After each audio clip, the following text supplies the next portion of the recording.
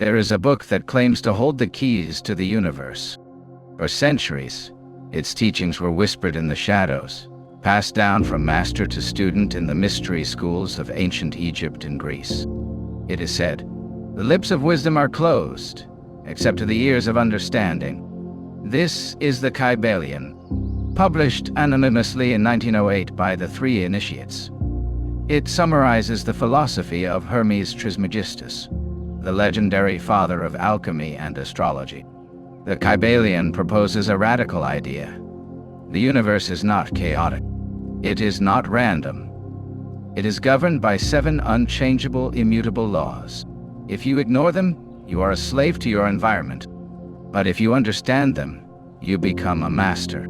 Today we decode the 7 Hermetic principles. The first principle, mentalism. The Kybalion states, "The all is mind, the universe is mental.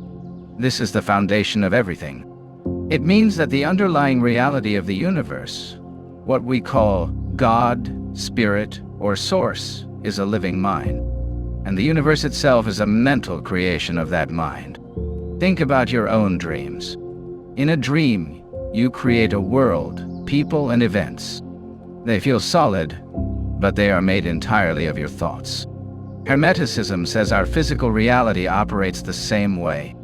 We are living in the mind of the cosmos. Why does this matter? Because if the universe is mental, it can be influenced by your mind. Your thoughts are not just happening inside your head. They are interacting with the fabric of reality itself. The second principle, correspondence. You know this one. As above, so below. As below, so above. This law tells us that there is a harmony between the different planes of existence. The laws that govern the movement of stars, the macrocosm, are the exact same laws that govern the movement of atoms, the microcosm, and the cells in your body. This is the master key to solving paradoxes. If you want to understand the nature of God, study the human mind. If you want to understand the universe, study yourself. We are holographic fragments of the whole. By looking at the patterns in your own life, you can deduce the patterns of the entire cosmos. The third principle, vibration. Nothing rests, everything moves, everything vibrates. Thousands of years before quantum physics, Hermeticists knew the truth. Solid matter is an illusion. Even the rock that seems still is composed of atoms vibrating at a frantic speed. The difference between matter, energy, mind, and spirit is just a difference in vibration. Fear is a low, slow vibration. Love is a high, rapid vibration. The practical application? You can change your mental state by changing your vibration. You cannot force darkness out of a room, but you can turn on the light. You can transmute negative emotions not by fighting them, but by raising your frequency. The fourth principle, polarity. Everything is dual. Everything has poles. Opposites are identical in nature, but different in degree. This sounds confusing, but it's simple. Look at a thermometer. Where does heat end and cold begin? There is no line. They are the same thing, temperature, just at different frequencies. Love and hate are not different things. They are the same emotion, passion, at different degrees. This is the secret of mental transmutation. You can turn hate into love, or fear into courage, because they belong to the same scale. You just have to slide the dial. The fifth principle, rhythm. Everything flows, out and in. Everything has its tides. All things rise and fall. The pendulum swing manifests in everything. Empires rise and fall. The stock market goes up and down. Your mood swings from joy to sadness. You cannot stop the rhythm, but you can learn to escape it. Hermetic masters use the law of neutralization. When the pendulum swings toward the negative, they polarize themselves in a positive state, refusing to be swept back by the tide.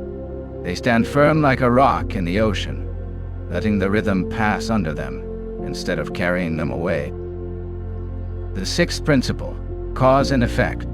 Every cause has its effect. Every effect has its cause. Chance is but a name for law not recognized.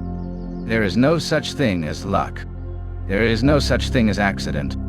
Everything happens according to law. Most people are effects. They are tossed around by the environment, by the moods of others, by the news. They are pawns on the chessboard of life. The master becomes a cause. They play the game instead of being played by it. By taking conscious control of your actions and thoughts, you become the writer of your own destiny, rather than a character in someone else's script. The seventh principle, gender. Gender is in everything. Everything has its masculine and feminine principles. This is not just about physical sex. It is about the creative energy of the universe.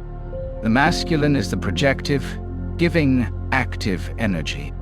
The feminine is the receptive, nurturing, generative energy. Nothing new is created without the union of these two. In your own mind, you have both. The I that desires, masculine, and the me that creates, feminine. To be a balanced, creative human being, you must honor and integrate both energies within yourself. The Kybalion is not just a philosophy. It is a method, a source code for reality. The 7 keys, mentalism, correspondence, vibration, polarity, rhythm, cause and effect, and gender, are always operating, whether you believe in them or not. The only question is, will you be a victim of these laws, or will you be their master? Which of these 7 principles resonated most with you? Let me know in the comments below. If you want to continue unlocking the mysteries of existence, make sure to like and subscribe to the Grand Tapestry of Belief. Until next time.